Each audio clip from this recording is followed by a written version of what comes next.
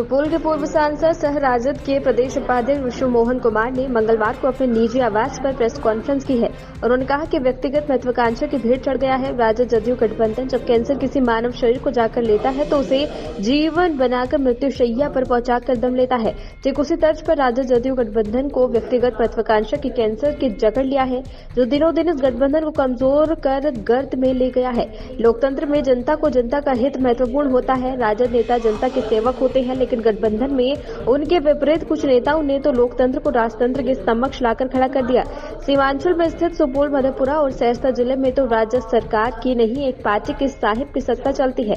अच्छा भी हैं, लेकिन पार्टी में रहने के बावजूद भी अपने को अलूफ समझ रहे हैं। राजद के जिस तरह से शुरुआत में चढ़ा था तेजस्वी जी के प्रति, जिस तरह से लोगों का एक मनसा था कि यंग लीडर है, बढ़िया काम करें, लेकिन जदयू के साथ आने के बाद, नीतीश जी के साथ आने के बाद ये वो राजद का जो धार था वो कम हो गया है। लोगों के प्रति भी, राजद के प्रति तो थोड़ी धारणा कमज़ोर हो गई, इसलिए कि नीतीश जी का बीच में कार्यकलाप, वो उनके एक्शन से लोगों में एक भ्रम की स्थिति पैदा हो गई। ये क्या करेंगे नहीं करेंगे, वो उस पर वो विचार कर रहे हैं। और ये तेजस्वी यादव जी का देखते हैं कि नीतीश जी और ये हमारे यहाँ के नेता है तथाकथित स्वयंभू नेता भी है सुपौल के, जो है जिसको कि यहाँ के बरगद का पेड़ कहा जाए, कि वो नीचे किसी नेता को पनपने नहीं देते। राजद भी अभी उसी के अंदर में जैसे काम कर रहा है।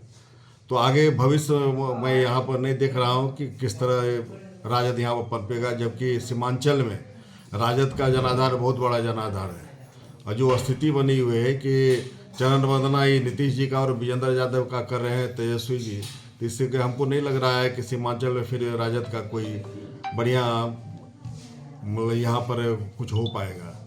इसलिए मैं सोचता हूँ कि तत्काल मेरे ऊपर आक्षेप न आवे, इसलिए मैं कुछ दिन पार्टी से अलूफ रह के अपना काम करूँ, और उसके बाद खरमास के बाद सोचेंगे कि इस पर मैं क्या विचार करूँगा नहीं करूँगा, उसके बाद में ही मैं कुछ कर पाऊँगा। क्या आप सर पार्टी छोड़